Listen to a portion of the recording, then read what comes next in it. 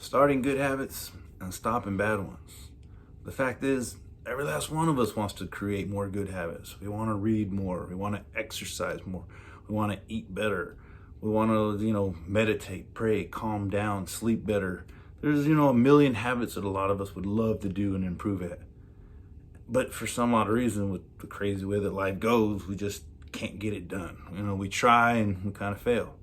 And then we have bad habits that we want to stop. Some things like biting our nails, something like giving a little too much attitude towards the end of the day when you're grouchy, smoking, eating junk food, you name it. Like, we all got good habits that we know we want to do, but we don't. We got bad habits that we know we should get rid of, but we don't. And the question is why? And I think part of it is because we just want immediate gratification. Everybody wants to go from here to here in a day. A week is stretching it. A month, from here to here in a year, in 5 years. People just don't want to hear that. I remember I was coaching at McLean High School a long time ago, and I thought it just made sense, to try and encourage my football players to lift weights in the off season. I would lift weights in the gym after school, just hoping to encourage them to join me and just hang out and lift and recommend some things, just to kind of lift with them for fun. And, I had students, my favorite story, the kid comes up and says, Ordaz, what can I do to get big by next week? I'm like, well, it doesn't really work that way, man. If you, eat more protein, eat more complex carbs, train every day, do the routine I give you, maybe in 3 or 4 months, you'll see, hopefully gain a couple pounds and see a little bit of progress. He's like, nah, I want to get big by next week. I'm like, sorry, dude, I can't help you. There's nothing out there. And I think that's why people try to do steroids and just trying to get that quick fix or whatever, but that's not the point, is they want it now. When I told him 3, 4 months, he looked at me like I was crazy. That was some impossible task. It just couldn't happen. I'm like, sorry, dude, at that point in time, I've been lifting for 15 years. And that's the thing. Nobody wants to hear that. It took me years to get in good shape. I'd say it took me about 6 years to look a shade above average of working out, lifting, and doing all those things. And that's just what I had to do. And nobody wants to hear that. Everybody wants it now. I want this thing to happen, and I want it tomorrow.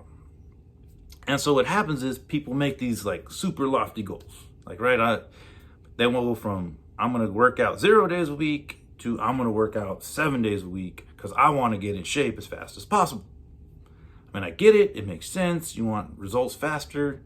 But here's the thing, people just stretch themselves out a little too far. To go from 0 days a week to 7 days a week is just too much.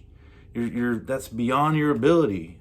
But I mean, you understand the process, right? I want the results quickly, so that's why I shoot for 7. And usually, I've met a few people who have tried to go from 0 days working out to 7 days working out. In every situation, they end up quitting working out. So I read a good book by James Clear called Atomic Habits. I'll probably put it in the comments. A lot of my ideas came from him. I was shocked to see how many of our ideas were similar to the stuff that I've already been doing and talking about. So one of the best books I've ever read on habits. I highly recommend you read it. And he just broke it down hey, look, you just got to get 1% better every day. And you just got to focus on that 1%. You can't go from 0 to 100 in one day. You got to get 1% better every day. Because if you get 1% better every day, at the end of the year, you'll be 365% better. And that will be massive improvement. That's why he calls his book Atomic Habits, because you got to start at the smallest level, and then it'll work up and lead to great results. He calls good habits compound interest for becoming a better person. I'm like, it's true. You just gradually build on. So instead of saying, oh, I'm going to read for 3 hours every day and then falling off, he'd rather say, hey, I'm going to read 1 page every day, and do that for a week. And then maybe, you stretch out your endurance, and then you read 2 pages a day. Maybe you start, I'm going to eat 1 healthy meal a day, every day, and then gradually work your way up to 2. And you kind of got to go at your pace and know what's working for you. And you got to keep adding a little bit at a time. But, it's better to read the 1 page than to say, well, I thought about reading for an hour over the weekend. That 1 minute of reading or that 2 minutes of reading is the actual doing it versus thinking about it. Do it with action. And it's hard to do because life is complicated. And like I said, we're going to talk a whole lot about this for the next couple weeks. Obviously, we all want to like start good habits and stop bad ones, but we got to keep working on it. So this is only part one. You can accomplish anything you want as long as you're willing to sacrifice and put in the work. I believe in you. Go get them.